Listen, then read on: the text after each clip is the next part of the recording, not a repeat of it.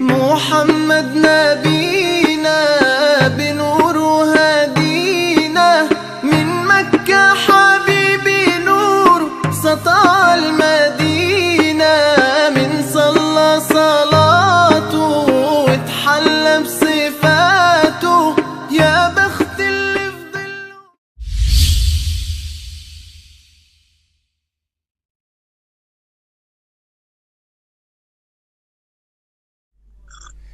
औज़ुबिल्लाहि मिनश्शैतानिर्रजीम बिस्मिल्लाहिर्रहमानिर्रहीम। अस्सलाम वालेकुम नाज़रीन, मैं वली मुसवी प्रोग्राम तिब्बे अहले बैत अलैहिस्सलाम के साथ आपकी खिदमत में हाज़िर हूँ।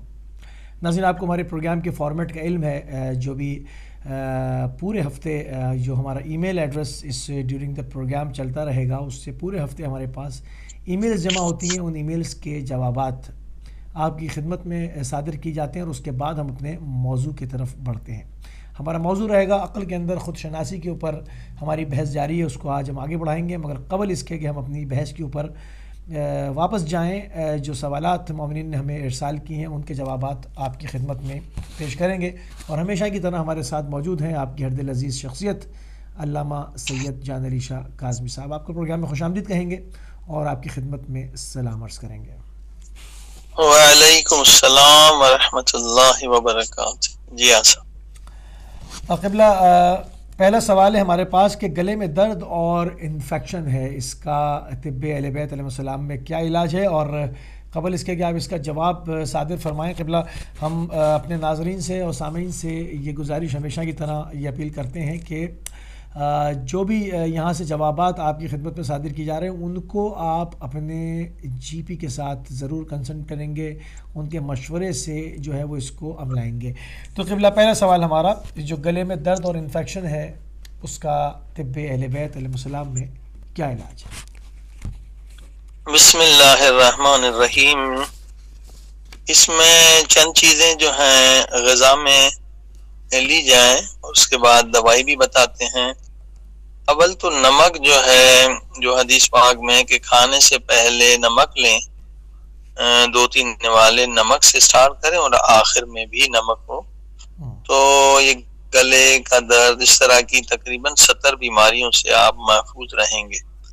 नमक कौन सा लेना चाहिए? तिब्बे अहले बैत में जो सबसे बेस्ट नमक है वो नमक के दरिया है, दरिया का नमक है। उसमें बहुत सारी चीजें होती हैं जो बॉडी के लिए जरूरी होती हैं, अल्लाह पाक ने उसमें रखी हैं। और जिससे गले का दर्द है उसके लिए गर्म दूध गाय का पीना ये भी गले को फायदा देता है। और दूसरी चीज जो है, नमक के गरारे करना, गार्गिल्स करना, खुसूसन सोने से पहले नमक डाल के गर्म पानी में गार्गिल्स किए जाएं, इससे भी बहुत फायदा होगा।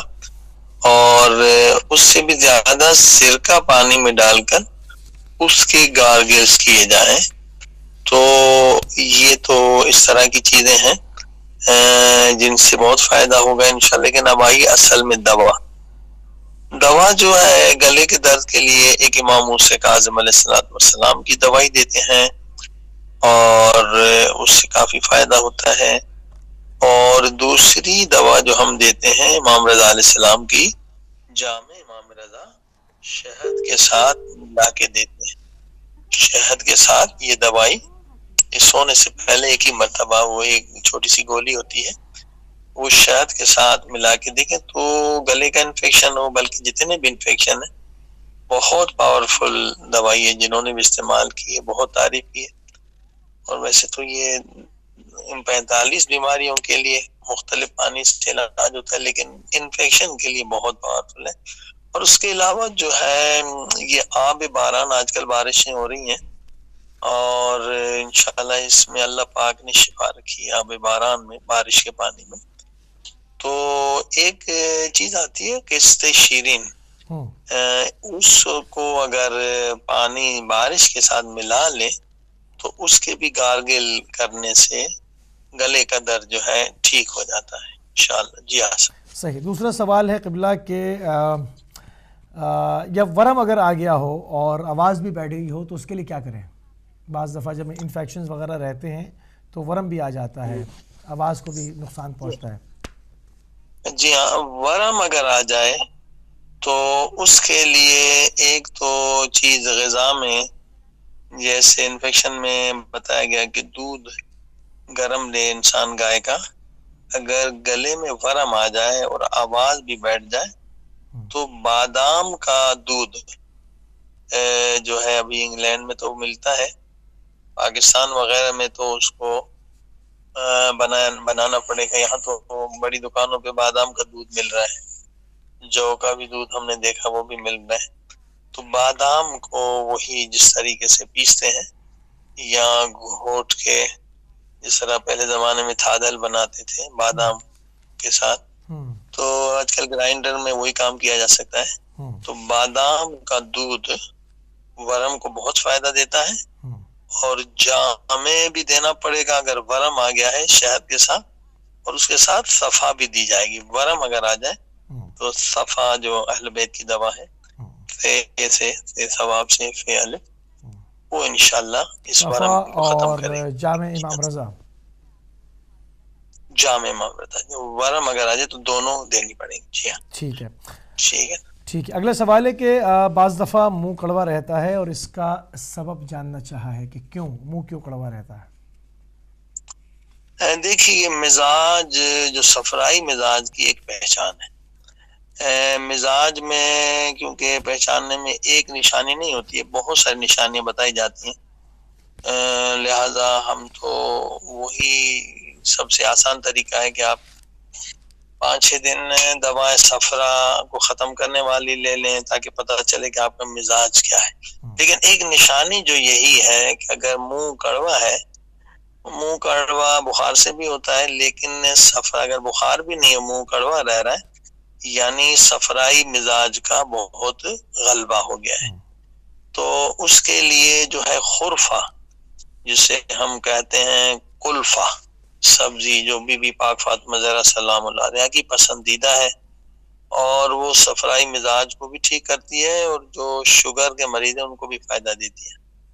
پارسلین انگلش میں کہیں گے، اور یہاں پر ملتی ہے دستیاب. میں نے پوچھا یہ جو لوگ ہیں سبزی بیچنے والے، خرفہ کلفہ پاکستان سے یا کہیں اور سے آتے ہیں.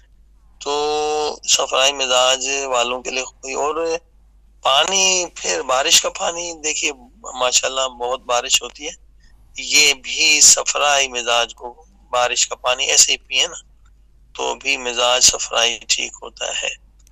اور دوسرا پانی، مثلا آپ حدیث پاک میں ہے طب اہل بیت میں کہ پانی جو صحیح پانی ہو، آلودہ نہ ہو، خراب نہ ہو، اس کو اگر آپ 6 مرتبہ ابالیں اور پھر اس پانی کو پئیں تو اس سے کافی فائدہ ہوتا ہے. مثلا یہی صفرائی مزاج کے لیے بھی اچھا ہے. جو لوگوں کو سستی زیادہ رہتی ہے، تو ایران میں بہت پیا جاتا ہے بجائے چائے کے، یہ آب ولرم کہتے ہیں، ولرم کہتے ہیں اسے، آب جوش بھی کہتے ہیں، کہ 6 مرتبہ کم سے کم پانی بوائل ہو اور وہ پانی آپ ہلکا گرم پیئیں تو یہ اچھا ہوگا. پیاز کھانے سے بھی فائدہ ہوتا ہے، جو منہ کی کڑواہٹ ہے وہ ختم ہوتی ہے. پیاز میں اگر نمک اور لیموں بھی ڈال دیں تو خود ایک ٹیسٹی ہو جاتا ہے، اور پیاز سے بہت سارے فوائد ہوتے ہیں. اور سرما لگانے سے بھی فائدہ ہوتا ہے. سرما مستحب ہے، آج کل ہم نہیں لگاتے اس لیے آنکھوں کی بیماریاں ہوتی ہیں. حتی مزاج میں بھی سرما جو ہے، اب سرما ڈالتے ہیں، دیکھیں حلق سے وہ سرما نکل آتا ہے، تو سرمے کے بھی بہت سارے فنکشن ہیں، اور سرما بھی اس کے لیے بہت فائدہ مند ہے. اور اسی طرح سے مرکب جو ہے، مرکب 2 یا خود صفرا بر جو ہے وہ بہت زبردست ہے صفرائی مزاج کو ختم کرنے کے لیے. تو وہ تلخی جو ہے، کڑواہٹ منہ کی ختم ہو جائے گی اگر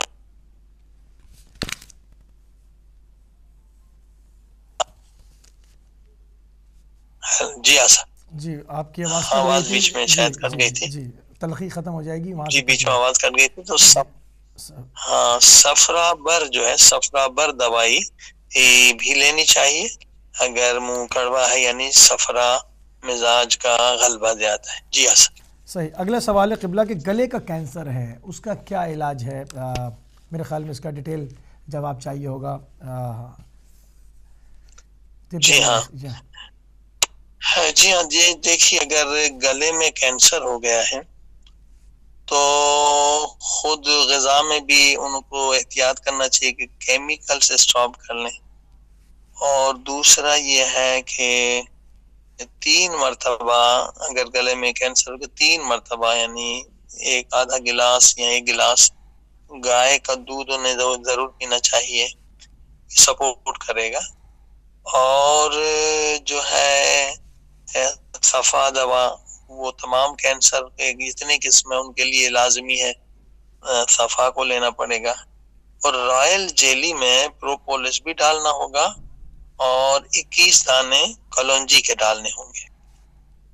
یہ صبح کے وقت میں لینا ہوگا، 21 دانے کلونجی صبح کے وقت، اور اس کے ساتھ رائل جیلی کے ساتھ 1000 mg پروپولس آتا ہے، وہ انشاءاللہ لینا پڑے گا 3 مرتبہ رائل جیلی کے ساتھ. صبح کو صرف کلونجی 21 دانے، مگر رائل جیلی وتھ جو ہے پروپولس 3 مرتبہ لیں گے تو انشاءاللہ یہ جو ہے سرطان یا یہ کینسر یہ ختم ہو جائے گا. لیکن دوائی سے بھی فائدہ تو ہوتا ہے، لیکن اگر یہ کینسر کیونکہ بہت پھیل گیا ہے تو لوگ کینسر سے نہیں مرتے، اس کے خوف سے مر جاتے ہیں اور ڈپریشن میں چلے جاتے ہیں. جو بہت نیچرل اسلامی طریقہ ہے کینسر کو ختم کرنے کا وہ روزہ ہے، کہ اگر کسی کو بھی کینسر کا تھوڑا سا بھی اشارہ مل گیا ہے کہ مجھے کینسر ہے تو بجائے کیمو تھراپی کرانے کے تو آپ اتنے ویک ہو جائیں گے اور ہر چیز بدن کی اچھے سیل بھی مر جاتے ہیں. کینسر سیل کو نیچرل جو مارنے کا طریقہ وہ روزہ ہے. وہ لوگ رکھتے نہیں ہیں، وہ کیمو تھراپی میں چلے جاتے ہیں، بال گر جاتے ہیں، چلا نہیں جاتا ہے، ساری ضعیفی آ جاتی ہے. اور خود جو کیمو تھراپی کرانے والے ڈاکٹر ہیں وہ خود کبھی کیمو تھراپی نہیں کراتے، انہیں پتا ہے کہ اس کے کتنے سائیڈ ایفیکٹس. تو اس سے بچا جائے سمپل 2 مہینے 3 مہینے آپ روزے رکھ لیں. رجب شعبان رمضان جو اکثر لوگ روزے رکھتے ہیں، علماء بھی رکھتے ہیں جو ماشاءاللہ علماء کو فالو کرتے ہیں، تو ان لوگوں کو کبھی بھی کینسر نہیں ہوتا جو سال میں 3 مہینے روزے رکھے نا. اور کینسر کا علاج بھی یہی 3 مہینے روزے ہیں. رجب شعبان رمضان یہ مستحب کیوں ہے؟ یہ بیماری کو جڑ سے اکھاڑ، کیونکہ سب سے پہلے جب آپ روزہ رکھتے ہیں تو جو بڈھے کینسر سیل ہوتے ہیں نا بوڑھے، وہ مر جائیں گے. کہ سیل کی غذا گلوکوز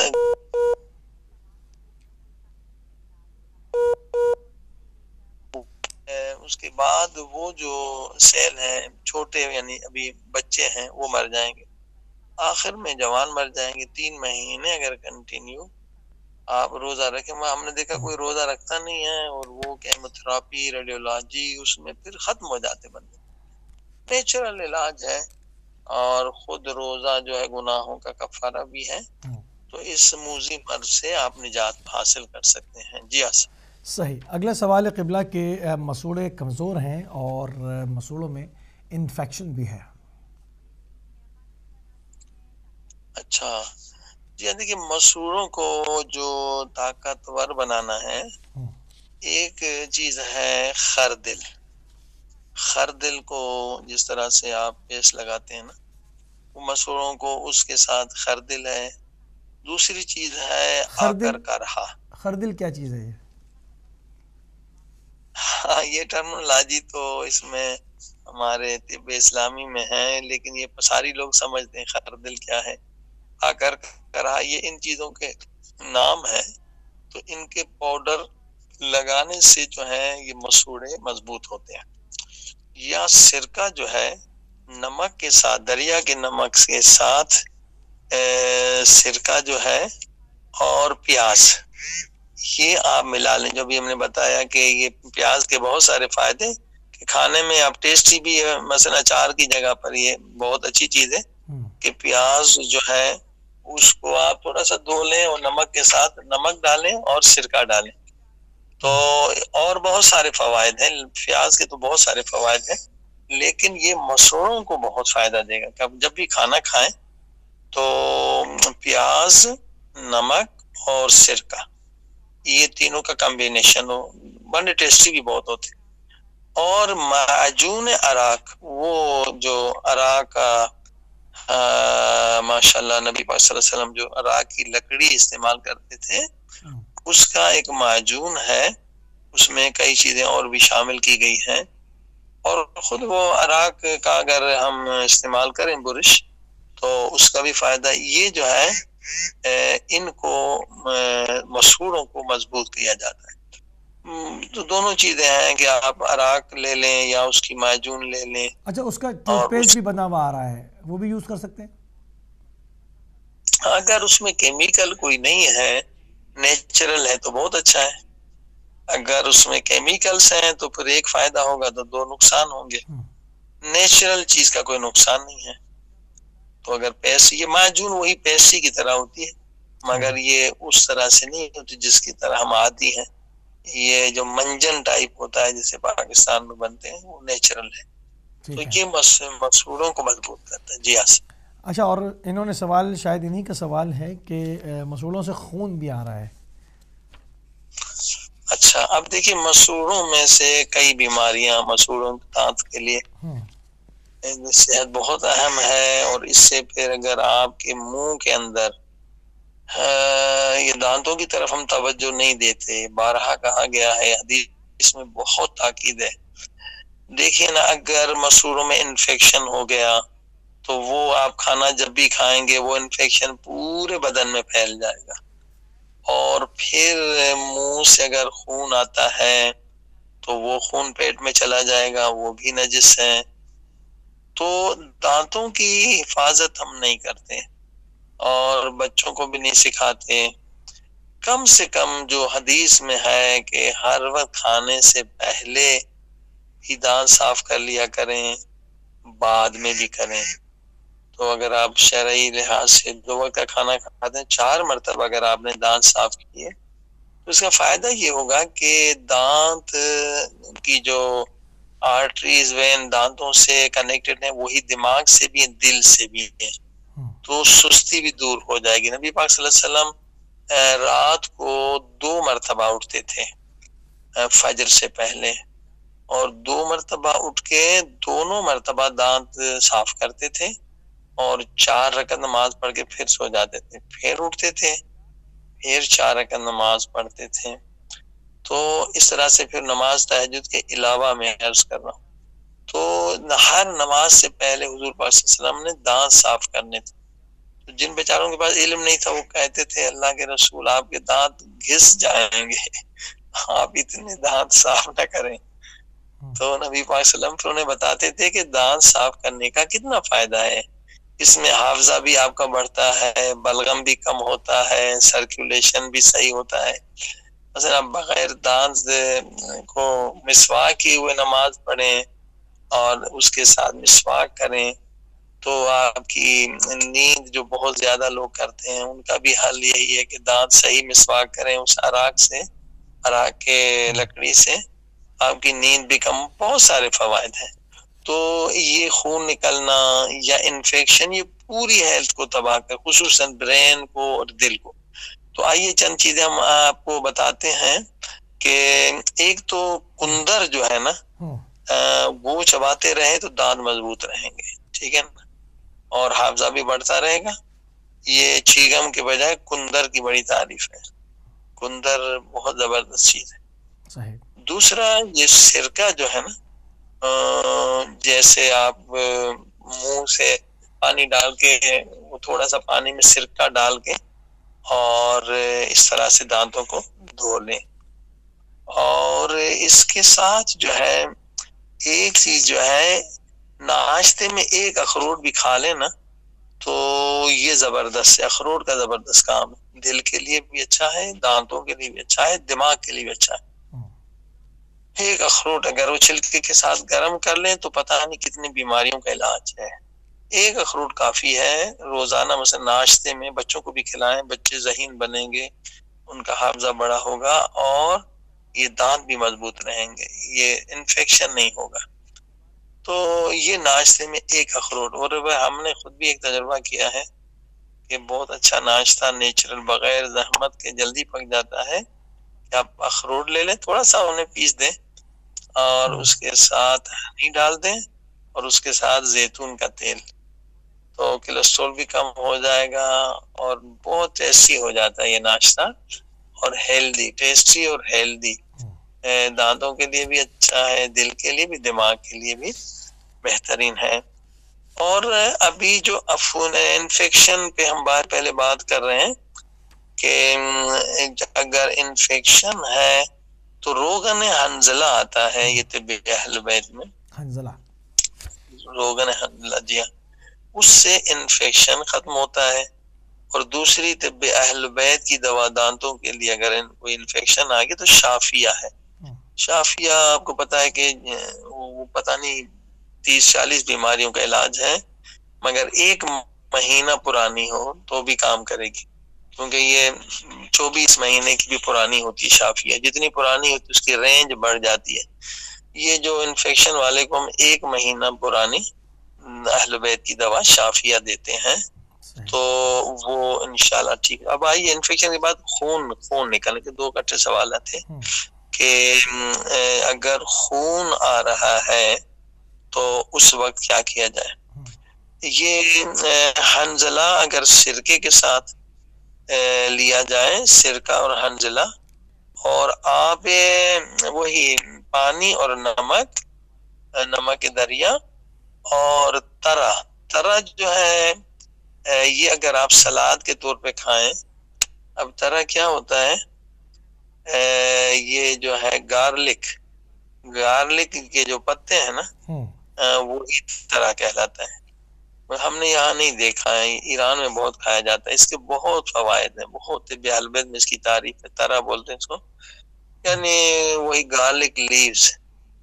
ابھی جو گارلک لگاتے ہیں نا تو جو اس کے پہلے ٹہنیاں نکلتے ہیں، پتے نکلتے ہیں، تو ایران میں بے پناہ استعمال ہوتا ہے سبزی، یعنی سلاد کے طور پر۔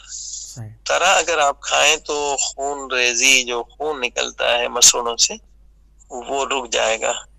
یہ بہت زبردست چیز۔ اس کی سبزی بنا کے نہیں، ایسے ہی کچا کھانا ہے جیسے سلاد کے طور پر۔ ترا ایران میں کچا کھایا جاتا ہے۔ ترا جو ہے وہ وہی پتے ہیں، گارلک کے پتے ہیں۔ اور دوسری ایک چیز اہل بیت کے طب میں خون ریزی کے لیے ہوتی ہے، مقل ازرق۔ اب یہ ٹیکنیکل نام ہے، انشاءاللہ جب وہ ہم دوائی بنانا سکھائیں گے تو پھر ان کی پراپرٹیز یہ ساری چیزیں آ جائیں گی اس پر۔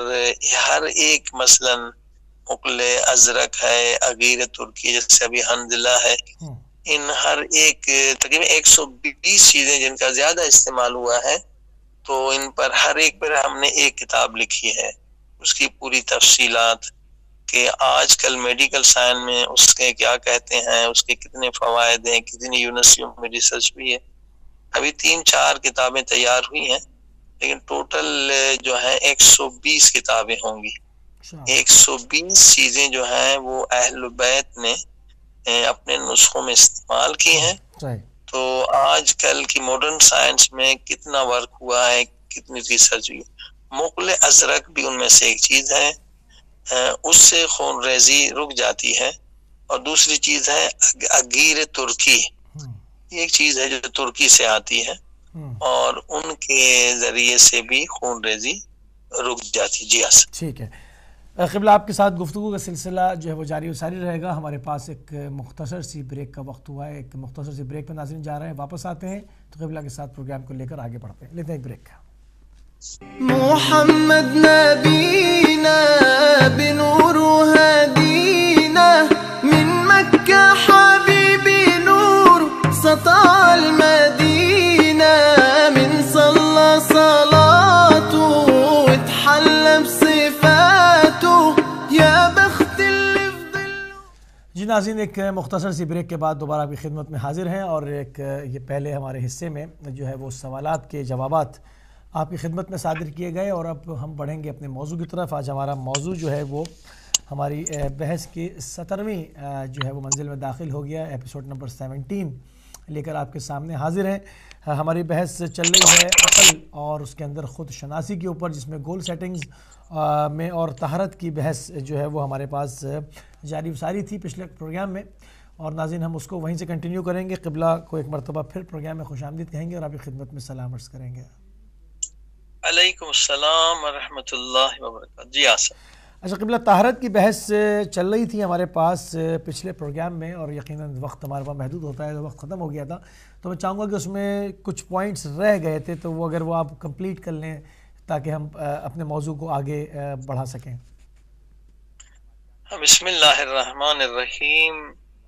کیونکہ اصل جو بحث ہماری چل رہی ہے عقل اور فیملی پرابلمس، عقل اور طہارت کا بہت گہرا تعلق ہے۔ یہ اگر لوگ سمجھ لیں تو میں سمجھتا ہوں کہ 60-70% جو سوشل پرابلمس ہیں، فیملی پرابلمس ہیں، یہ ہمارے ختم ہو جائیں گے۔ نہ صرف یہاں بلکہ آخرت میں بھی جو مشکلات انسان دیکھتا ہے وہ طہارت کی کمی کی وجہ سے یا عقل کی کمی کی وجہ سے۔ کہ زبردست آیت ہے، بہت کلیئر آیت ہے، بہت صاف آیت ہے کہ جہنمی یہ کہیں گے وَقَالُوا لَوْ كُنَّا نَسْمَعْ أَوْ نَعْقِلُ مَا كُنَّا فِي أَصْحَابِ السَّعِيرِ، کہ اگر ہم دنیا میں سنتے اور عقل سے کام لیتے، یعنی اگر ہماری عقل درست ہوتی تو آج ہم جہنم میں نہ جلتے۔ جناب دیکھیے کہ انسان کی جو دنیا بھی برباد ہوتی ہے وہ عقل نہ ہونے کی وجہ سے، اور انسان جو آخرت میں بھی ذلیل و رسوا ہوتا ہے، جہنمی بنتا ہے، وہ عقل نہ ہونے کی وجہ سے۔ واقعاً عقل بہت عظیم الشان نعمت ہے، اسے ہم ضائع نہ کریں بلکہ اس کو پروان چڑھائیں۔ علم اسی لیے ہے، علم حاصل کرنا اسی لیے واجب ہے کہ ہماری عقل کامل ہو، عبادت اسی لیے واجب ہے کہ ہماری عقل کامل ہو، خود شناسی اسی لیے ہے کہ ہماری عقل کامل ہو، طہارت اسی لیے ہے کہ ہماری عقل کامل ہو، اللہ کا ذکر اسی لیے۔ ہم جو اللہ کا ذکر کرتے، اللہ کوئی ہمارا محتاج ہے؟ وہ تو بابا بے نیاز ہے۔ یہ جو ذکر کرتے ہیں، حدیث نے کہا ذکر نور العقل، ذکر سے عقل کو نور ملتا ہے۔ اللہ اکبر۔ العقل، نبی پاک فرماتے خلیل المؤمن، تمہارا سب سے بہترین دوست تمہارا عقل ہے، عقل ہے۔ اللہ اکبر۔ لہذا انسان ہمیشہ کوشش کرتا رہے کہ ذکر خدا میں مشغول رہے، اور غلطیاں تو انسان کرتا ہے، مگر عقل مند جو ہے اس کی پہچان یہ ہے کہ جہاں غلطی ہو جائے، اللہ کے سامنے غلطی ہو گئی فوراً توبہ مانگ لے، انسانوں سے خطا ہو گئی، انسانوں کسی سے زیادتی کی، فوراً عقل مند توبہ کر لیتا ہے۔ اور عقل جو احادیث بہت ساری ہم بیان کر چکے ہیں 15-16 ان دروس میں، کہ دیکھیے فانی چیزوں سے محبت کرنا خلاف عقل ہے، کل وہ ہم سے جدا ہو جانے والی ہے، ہم سے بے وفائی کرنے والی ہے۔ بے وفا سے محبت کرنے کی وجہ سے لوگ بدبخت ہو جاتے ہیں، ڈپریشن میں چلے جاتے ہیں، خودکشی کر لیتے ہیں، کیونکہ وفادار سے محبت کرو، اور سب سے زیادہ وفا کرنے والی ذات اللہ پاک کی ہے۔ میاں بیوی کی محبت، جو ابھی کتنے کیس ہمارے پاس آتے ہیں، میاں بیوی میں جھگڑا ہو گیا، دونوں ڈپریشن میں چلے جاتے ہیں، ایک ڈپریشن میں چلا جاتا ہے، کیونکہ وہ اصل مقصد شادی کو نہیں سمجھتے کہ میاں بیوی کی محبت برج ہے، یہ پل ہے، یہ مقصد نہیں، یہ وسیلہ ہے، اصل مقصد ہے خدا کی محبت کو حاصل کرنا۔ لہذا ہم فانی محبتوں میں پڑ جاتے ہیں۔ عقل کی خوراک کیا ہے؟ نصیحت کی باتیں سنو، حدیث سنو، قرآن سنو، تو خدا عقل زیادہ کرتا ہے۔ اور عقل کیسے بڑھتی ہے؟ رحم کرو، اللہ کی مخلوق پہ جتنا رحم کرو گے اتنا رحم اللہ تم پر کرے گا، اور کیا ہوگا؟ عقل بڑھ جائے گی۔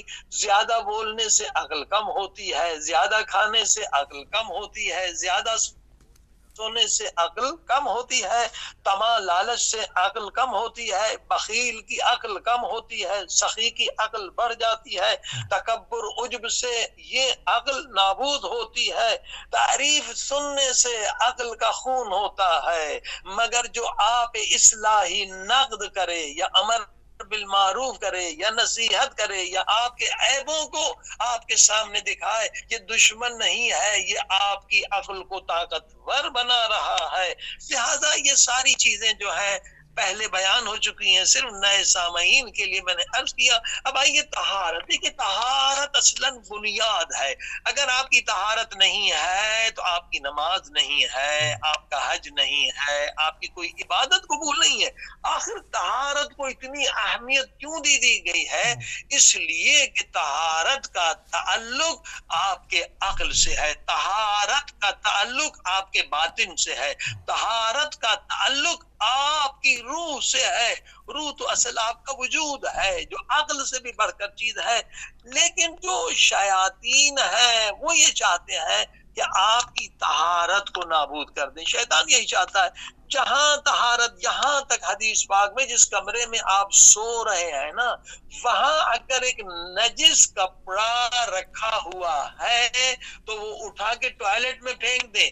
جہاں آپ سو رہے ہیں وہاں نجس کپڑا بھی ہوگا تو اس کے اثرات آپ کے وجود پر ہوں گے۔ ممکن ہے اس نجاست کی وجہ سے آپ نماز تہجد سے محروم ہو جائیں یا نماز فجر آپ کی قضا ہو جائے۔ اب آپ بتائیے، یہ باطنی چیزیں ہیں جو اہل بیت نے ہمیں بتلائی ہیں۔ اب ہوتا یہ ہے کہ میاں بیوی جو ہے کبھی سستی کرتے ہیں، تنبلی کرتے ہیں، نااہلی کرتے ہیں کہ جناب نجاست میں پڑے ہوئے ہیں، آپس میں ملے ہیں، بچہ چاہ رہے ہیں کہ اللہ ہمیں اولاد دے، لیکن فوراً وہ غسل نہیں کرتے، تنبلی کرتے ہیں، سستی کرتے ہیں، کئی بیماریوں میں اس میں مبتلا ہو جاتے ہیں، اور اس کے علاوہ ان کی عقل بھی کم ہوتی ہے۔ لہذا طہارت، اب آپ دیکھیے طہارت کے لیے ہم جو خصوصاً ویسٹ میں ہم لوگ آ گئے ہیں اور ہم غرب زدہ یا ویسٹرنائز ہو گئے، جبکہ ہمیں ہسٹری پڑھنا چاہیے، بائبل بھی پڑھنا چاہیے کہ یہ ویسٹ والے جو مثلاً جو ان کی طہارت کا سسٹم نہیں ہے، جو کموڈ یوز کر رہے ہیں، اس میں طہارت کرنا بہت مشکل ہے، آپ کو چھینٹیں لگتی ہیں۔ اب ان بیچاروں کا قصور ہی نہیں ہے، کیونکہ جو سینٹ پال تھا انہوں نے آگے تبلیغ کی ہے۔ اور سینٹ پال اگر آپ بائبل خود پڑھ کے دیکھیں کہ یہ سینٹ پال جو ہے نا، پہلے تو عیسائیوں کو پکڑ کے مارتا تھا، پھر اس نے حضرت عیسیٰ علیہ السلام کا معجزہ دیکھا، پھر یہ عیسائی اس زمانے میں مسلمان کے یہ عیسائی یا مسلمان ہو گیا، پھر یہ آیا سینٹ پیٹر کے پاس۔ جو سینٹ پیٹر ہماری احادیث میں کہ نبی بھی تھے اور حضرت عیسیٰ علیہ السلام کے جانشین تھے۔ 2 ہفتے سے زیادہ اس نے علم حاصل نہیں کیا، مگر پورے یورپ میں، روم میں اسی نے تبلیغ کی۔ یہ بیچارہ شہید بھی ہو گیا، مگر پڑھا لکھا آدمی نہیں تھا۔ جب بھی آپ پڑھیں بائبل، لوگ اسے کہتے تھے کہ بھائی نجاست کیا ہے، طہارت کیا ہے، اس نے تو فقہ پڑھا ہی نہیں تھا۔ 2 ہفتے صرف سینٹ پیٹر حضرت شمون علیہ السلام سے علم حاصل کیا تھا، تو کہتا تھا اگر دل پاک ہے تو سب پاک ہے۔ تو اب اس طرح سے یہ بیچارے عیسائیوں کو تو طہارت کا کچھ پتہ ہی نہیں ہے کہ طہارت، اور یہی مسئلہ تھا جب حلال حرام کا پوچھتے تھے تو وہ کہتا تھا جی دل پاک ہے تو سب حلال ہے، کیونکہ پڑھا لکھا بندہ نہیں تھا، اسی نے سب کو۔ اب آج ہم پڑھے لکھے، ہمارے پاس دین ہے، ہمارے پاس اسلام ہے، ہمارے پاس نبی پاک ہے، ہمارے پاس قرآن ہے، ہمارے پاس اس کی تفسیر ہے، ہمارے پاس 14 معصومین ہے، ہمارے پاس 12 امام ہیں، ان کی ہزاروں لاکھوں احادیث ہیں۔ حکمران رہے ہیں انگریز، ہم پر 200 سال حکومت کی ہے، تو ذہنی طور پر ہم کیا ہے؟ غلام ہیں، ذہنی طور پر غلام ہیں۔ ہم سمجھ سسٹم صحیح ہے، جو یہ کموڈ پر بیٹھتے تو ہم بھی کموڈ پر بیٹھتے، جبکہ کموڈ پر بیٹھنے کی وجہ سے اب کتنی بیماری ہوتے ہیں، آپ خود ہی سرچ کر لیں۔ کھال کی بیماری یہاں پر کیوں ہے کہ اگر ایک آدمی مریض ہے، وہ بھی بیٹھے گا، آپ بھی بیٹھیں گے، تو آپ کو فوراً بیماری لگ جائے گی۔ بلکہ ایک کتاب جو ملینز میں بکی ہے، وہ آپ گوگل میں جا کے سرچ کر کے دیکھ لیں کہ 3 منٹس والی بھی ایک 6 minute 3 minutes exercise pain free life. ہم کینیڈا ٹورنٹو گئے تو ایک بہت بڑی کمپنی نے کہا کہ بھائی ہمیں انشورنس کا خرچہ ہوتا ہے، پہلے یہ 3 منٹ 4 منٹ جو ایکسرسائز کریں تاکہ کمپنی کو نقصان نہ ہو، پہلے کام سے پہلے۔ اس میں ایک ایکسرسائز ہے اکڑو بیٹھنا۔ اکڑو جب آپ بیٹھیں گے تو کبھی آپ کو گھٹنوں کی بیماری نہیں ہوگی۔ اب یہاں مساجد میں دیکھو پوری ایک کرسیوں کی لائن لگتی ہے، کہتے بھائی، ہم نے کہا کیوں بھائی نماز نہیں پڑھتے ہو؟ وہ کرسی پہ بیٹھ کے کیوں پڑھ رہے ہو؟ کہ مولانا یہاں سردی زیادہ. میں نے کہا بلتستان میں یہاں سے زیادہ سردی ہے، -40 ہے، میں وہاں گیا ہوں، کوئی کرسی پہ نماز نہیں پڑھتا. یہ کموڈ سسٹم جو ہے یہ آپ کو معذور کر دیتا ہے. یہ گھٹنے کی بیماری، بہت ساری بیماریاں، جو اکڑو انسان بیٹھتا ہے اس کا ڈائجسٹو سسٹم بھی نیچرل ہے. جب آپ کموڈ پہ بیٹھتے ہیں تو اب جتنی بھی کوشش کریں مگر صحیح طہارت آپ کی وہاں نہیں ہو سکتی. چھینٹیں ہوں گی، عین نجاست، یہ بھی مسئلہ فقہی ہے. مثلا پیشاب پخانہ عین نجاست جہاں بھی گرے اور وہ پانی کورس سے کم ہو اور آپ کو چھینٹیں لگیں گی تو کیا ہوگا؟ آپ کا جتنا ایریا اندر ہے وہ نجس ہو جائے گا. اب آپ کس طرح سے پاک کریں گے؟ الحمدللہ جو بہت کم لوگ ہیں جنہوں نے اپنے گھروں میں ایشین ٹوائلٹ بنا رکھے ہیں، الحمدللہ وہاں طہارت بھی صحیح ہے اور وہ اس گھٹنوں کے بیماریوں سے بھی محفوظ ہے. ہم تو لوگوں کو یہ کہتے ہیں کہ بھائی ابھی تک آپ نے اپنے ٹوائلٹ کو مسلمان نہیں بنایا، جبکہ ان غیر اسلامی ملکوں میں نبی پاک کی حدیث ہے کہ تم پر لازم ہے کہ مرنے سے پہلے 40 غیر مسلمانوں کو مسلمان بناؤ. تم تو خود ان کی پیروی کر رہے ہو تو تم کیا دوسروں کو مسلمان بناؤ گے؟ تو اب آپ نے دیکھا یہ طہارت، جب بچہ بھی، اب دیکھیے اکثر بچے جو ہیں وہ جاتے ہیں اسکول میں، انہیں طہارت کا پتہ نہیں، وہاں پانی نہیں ہوتا، ٹشو ہوتا ہے، اور بلکہ انہیں سمجھانا چاہیے کہ بھائی طہارت کا فائدہ ہے، اور ایک مرتبہ طہارت کر لیں تو وہ یقیناً انہیں مزہ آئے گا. یہ نجاست میں بدبو آتی ہے، ٹشو استعمال کریں. الحمدللہ مسلمان تو ٹشو استعمال نہیں کرتا، مگر خود کموڈ پہ بیٹھنا جو ہے اسکن ڈیزیز کا بہت بڑا سبب ہے، گھٹنے کی بیماری کا سبب ہے. اور اس کے علاوہ جو آپ کا ڈائجسٹ سسٹم ہے نیچرل نہیں ہے. جب آپ اکڑو بیٹھتے ہیں تو نیچرل آپ فارغ ہو جاتے ہیں، جلدی فارغ ہو جاتے ہیں. تو یہ سب طہارت کے مسئلے ہیں. اب خصوصاً جو بچے ہیں اسکول میں بھی جاتے ہیں وہ اکثر جو ننگے پاؤں چلے جاتے ہیں. بھائی آپ کا اگر ٹوائلٹ سونے کا بھی ہو تو وہ نجاست کی جگہ ہے، وہاں پر نجاست گر سکتی ہے، بچے سے بڑے سے کسی سے گر سکتی ہے. پھر مسجد میں آ جاتے ہیں تو اکثر مساجد اور امام بارگاہ کو نجس کر دیتے ہیں، کیونکہ سسٹم جو ہے یہ جو ویسٹرن سسٹم ہے یہ درست نہیں ہے. جو ایشین سسٹم ہے پورے چین میں آپ دیکھیے زیادہ وہ ایشین ٹوائلٹ سسٹم ہے. لہٰذا پہلے تو اپنے گھروں سے یہ بیماری نکالیے، ایشین ٹوائلٹ لگائیں گے، گھٹنوں کی بیماری بھی چلی جائے گی اور عقل بھی بڑھے گی اور کھال کی بیماریوں سے بھی بچ جائیں گے. تو طہارت بہت اہم ہے. اب آپ کو نماز میں کیسے مزہ آئے گا؟ آپ کموڈ استعمال کر رہے ہیں اور اس میں یقین نہیں ہے آپ کو کہ واقعاً 100%. بہت کم لوگ ہیں جو اٹھ کے پھر نچلا دھڑ دھو دیتے ہیں، وہ بھی سردی میں بہت مشکل ہے. اس کا وہی بہترین حل ہے کہ ایشین ٹوائلٹ استعمال کریں اور دوسروں کو بھی سکھائیں، وہ بھی کتنی بیماریوں سے محفوظ رہیں گے. یہ طہارت کی اہمیت ہے. جی آسف شیخ قبلہ، بہت عمدہ جو ہے وہ طہارت کی بحث کو آپ نے مکمل کیا، اور گول سیٹنگز کے اوپر چلتے ہیں. گول سیٹنگ میں بھی ہماری کچھ پوائنٹس ہمارے رہ گئے تھے کہ آپ فرما رہے تھے کہ ہمیں کم از کم مہینے میں کچھ عادتیں بری ختم کر دینی چاہیے اور کچھ عادتیں اپنا لینی چاہیے. تو اس کا کیا فارمیٹ ہونا چاہیے، کیا کہیں گے آپ؟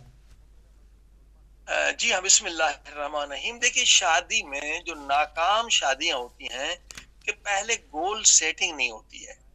گول سیٹنگ ایک اسلامی چیز ہے کہ آپ شادی سے پہلے اہداف معین کریں کہ آپ شادی کیوں کر رہے ہیں. صرف لذت کے لیے شادی نہیں ہوتی، شادی کا مقصد پرفیکشن ہے. تو پرفیکشن کیسے ملے گی؟ اب میاں بیوی آپس میں عہد کریں کہ ہم نے ایک مہینے میں ایک اچھی عادت اپنے اندر پیدا کرنی ہے. تو جب ہمارے اندر عادت پیدا ہوگی ہمارے بچوں کے اندر ہوگی. اب ہم بس کھا رہے ہیں، پی رہے ہیں، سو رہے ہیں، کچھ بھی ہم پرفیکشن کی طرف نہیں جا رہے ہیں تو نتیجہ کیا ہوگا؟ آخر جھگڑے ہوں گے، آخر جناب ڈپریشن ہوگا.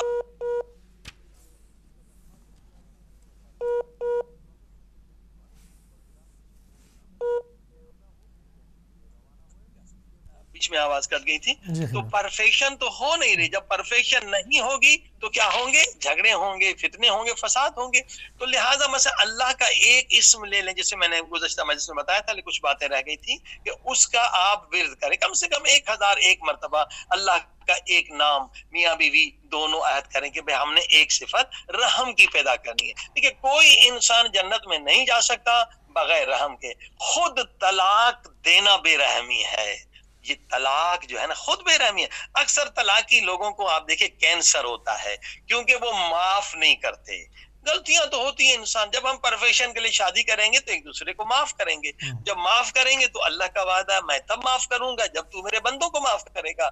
تو دیکھیے رحم بے رحمی کا نتیجہ جو ہے طلاق ہے. پہلے دیکھیں آج جو لوگ حلال حرام کی طرف بھی نہیں ہے, نجاست طہارت کی طرف نہیں ہے, پیٹ میں جب حرام چلا جاتا ہے تو کیا ہوتا ہے, انسان بے رحم ہو جاتا ہے. پیٹ میں جب آپ دیکھیں ای فارمولے سے 900 کے قریب آ گئے, لوگوں کو پتہ ہی نہیں کیا کھا رہے ہیں, جبکہ قرآن کہتا ہے کھاؤ, کیا کھا رہے ہو. ایسا نہیں کہ خنزیر کھا کر انسان کے اندر خنزیر جیسی صفات آ جاتی ہیں. وحشی حیوان کا گوشت اس لیے حرام ہے کہ وحشت آ جاتی ہے, وحشی انسان بن جاتا ہے, رحم ختم ہو جاتا ہے. یہ جھگڑے, یہ طلاقیں, بچے بھی چھوٹے چھوٹے ان پر بھی لوگ رحم نہیں کرتے. طلاق دینا خود بے رحمی ہے. اس وقت آپ طلاق دے سکتے ہیں جب شریعت نے اجازت دی. مثلا خدا نخواستہ شوہر ہے وہ جناب کافر ہو گیا, اب ظاہر ہے کہ اس کے ساتھ اب نہیں رہ سکتے ہیں, یا خدا نخواستہ جو ہے عورت نے گناہ ایسا گناہ کبیرہ کر لیا جہاں معافی تو اللہ دیتا ہے, لیکن مثلا یہاں پر جو ہے آپ کے پاس حق ہے, اگر کوئی عورت یا اس طرح سے بہت سارے جو ابھی شرعی بحث لمبی ہو جائے گی, اگر عورت خدا کی دشمن ہے, شراب پی لے یا زنا کر لے, وہاں پر مرد کے لیے بھی وہی, عورت کے لیے بھی وہی ہے. ورنہ اگر چھوٹے چھوٹے بچے لوگ طلاق دیتے ہیں, وہ بچے بیچارے ان پہ بھی رحم نہیں کرتے, خود پہ بھی رحم نہیں کرتے, بیوی پہ بھی رحم نہیں کرتے. تو رحم, پہلی بات تو یہ کہ رحمان اور رحیم, پہلے ذکر جو ہے یا رحمان یا رحیم کا ذکر کریں 1001 مرتبہ ایک مہینہ, پھر دیکھیں ہمارے اندر رحم بھی کریں, صرف ذکر نہ کریں, غریبوں پر, یتیموں پر, مخلوق خدا پر, انسانوں پر, حیوانوں پر, پرندوں پر.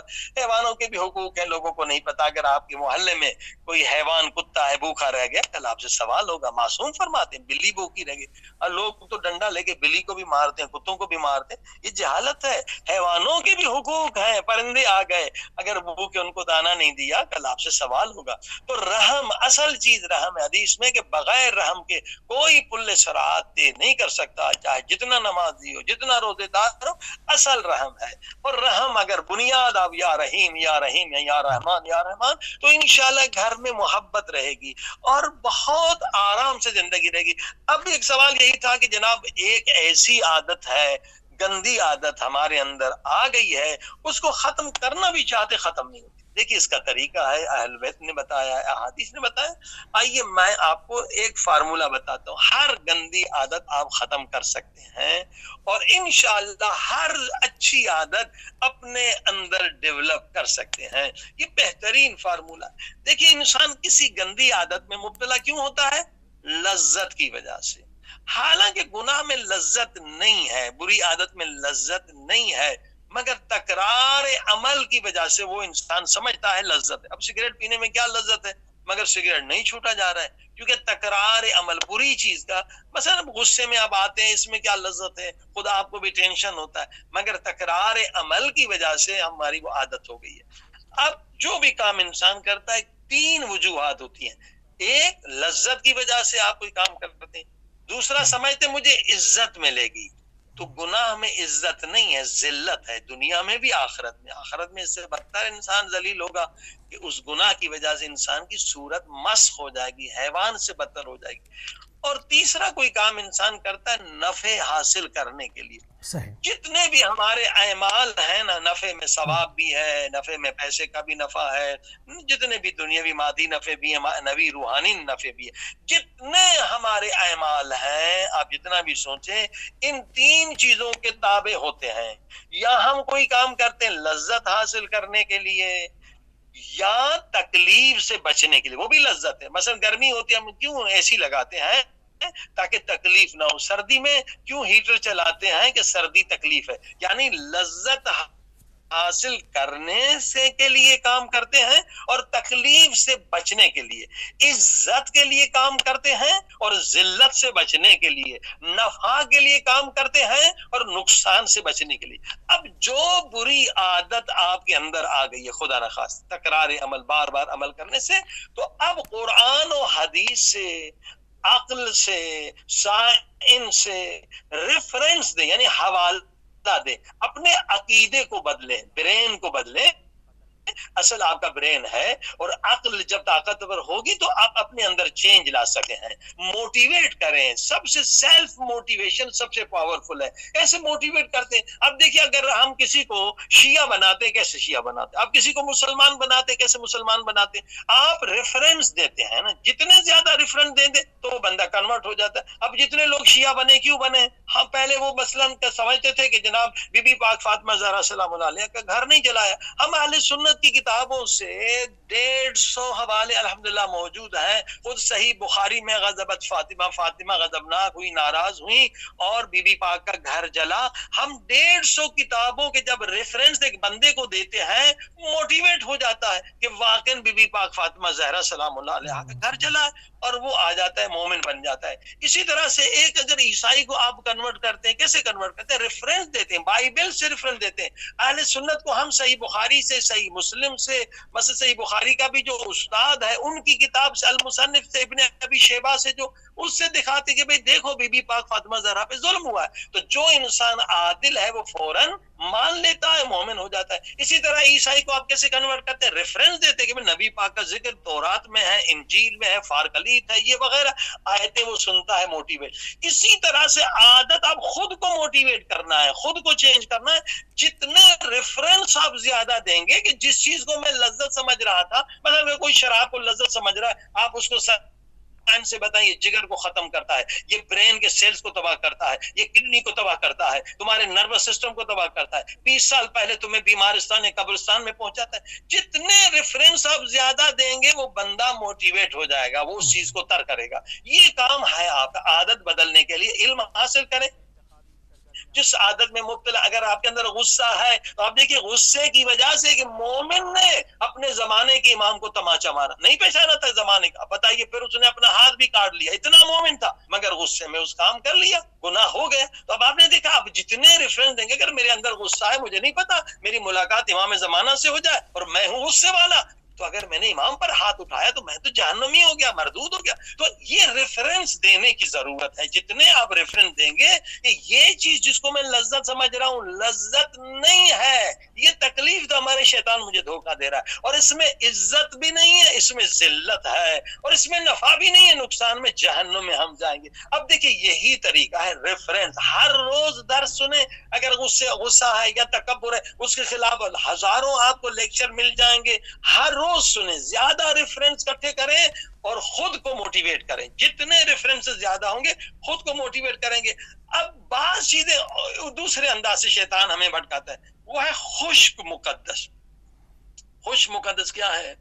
مثلا جو خارجی لوگ تھے نا، مولا علی کے خلاف بنے تھے، یہ خشک مقدس تھے، پوری رات عبادت کرتے تھے، یہ کرتے تھے، مگر جو چیزیں اللہ نے انہیں حلال کی تھی ان کو بھی ہاتھ نہیں لگاتے تھے. جو لذتیں حلال ہیں آپ کو کس نے حرام کیا؟ مثلا شادی کرنا حلال، مگر یہ لوگ مثلا بہت سارے تھے وہ صرف عبادت میں مشغول رہتے. یہ شیطان کا دھوکہ ہے. مثلا ایک چیز لذت حلال ہے، ہم نکاح کر سکتے، رسول خدا نے کہ وہ میری امت سے خارج ہے. یہ خارجی ٹائپ لوگ جو ہیں، یا آج کے جو مثلا داعش ٹائپ لوگ، یہ گمراہ لوگ ہیں، بالکل 100% یہ اللہ کے راستے سے دور ہے. خارجی بھی اسی طرح کے تھے، وہ سمجھتے تھے ہم بڑے عابد ہیں اور بے گناہ لوگوں کو قتل کرتے تھے. مثلا اگر آپ نے فلم امام علی دیکھی ہے تو جناب ایک کہ جو ہے نا تھوڑا سا وہ مثلا لباس میں تھوڑی سی وہ خرابی ان کی نظر میں مکروہ تھی، اور ان کو جناب ہم نے اس کو پھانسی پہ چڑھا دینا ہے، اس کو مار دینا. اس طرح کے وہ خشک مقدس اور ظالم تھے، اسلام کو بدنام کر رہے تھے. اسی لیے مولا علی نے تقریباً سب کو ختم کیا. تو اب وہ کیسے گمراہ شیطان ہو گئے؟ خود ابن ملجم ملعون جو تھا وہ کیونکہ لذت حلال کبھی اس نے حاصل نہیں کی، لذت کر سکتا تھا، اور پھر اسی عورت قطامہ نے اس کو گمراہ کر دیا اور قاتل امام علی بنا دیا. اگر اس کے پاس بیوی ہوتی تو یہ بدبخت قاتل امام علی نہ بنتا. تو یہ ہے نیگیٹو تقوی، خشک مقدس، جاہل مقدس.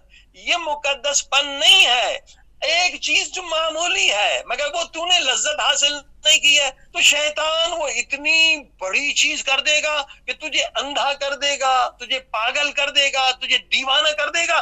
تو نے اگر یہ لذت حاصل نہیں کی تو کچھ بھی نہیں کیا. حالانکہ وہی لذت تو اگر حلال طریقے سے حاصل کرتا تو کبھی تو گمراہ نہ ہوتا. مثلا آپ دیکھیے اس طرح سے کئی لوگ گمراہ ہو جاتے ہیں. مثلا وہ کہتے ہیں جی ہم نے جو ہے خوبصورت لڑکی سے شادی نہیں کرنی, جو بدصورت ترین لڑکی ہم اس سے شادی کریں گے تو ہمیں ثواب زیادہ ملے گا. ٹھیک ہے, ثواب زیادہ ملے گا, لیکن خدا خود کہتا ہے میں جمیل ہوں, میں خوبصورت ہوں, خوبصورتی کو پسند کرتا ہوں.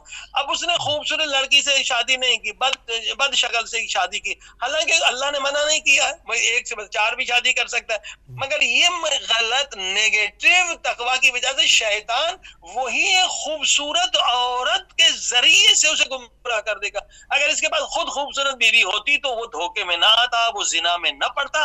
یہ ہے غلط تقوی, یہ ہے نیگیٹو پائٹی, یہ ہے خشک جاہل مقدس. تو یہ شیطان کے فریب میں بڑے آسانی سے وہ سمجھتے ہم تقوی کریں. یہ تقوی نہیں ہے. جو چیز اللہ نے حلال کی ہے وہ حلال کریں آپ. یہ کب حرام؟ حتیٰ کہ آپ دیکھیے گوشت اگر تقوی کے لیے 40 بھی نکالتے, کہتے 40 دن میں 1 مرتبہ گوشت ضرور کھاؤ. اسی طرح کی جو چیزیں حلال ہیں اسے آپ خامخواہ خود کے لیے حرام نہ کریں, ورنہ وہی چیز شیطان پہاڑ بنا دے گا اور تمہارا ایمان برباد کر دے گا. جی ہاں صحیح. اچھا قبلہ, خود شناسی کی طرف آتے ہیں, اور جو کہ ہماری ایک آج کی بحث بھی ہے کہ عقل کی بحث میں جو ہے وہ ہم خود شناسی کے اوپر جو ہے وہ گفتگو کرنا چاہ رہے ہیں. خود شناسی میں وہ کون سی منزل ہے کہ جس کے بعد انسان جو ہے اس کے اندر ایک حلم آ جاتا ہے اور وہ چھوٹی چھوٹی سی باتوں پہ غصہ نہیں ہوتا, چیزوں کو کنٹرول کرتا ہے.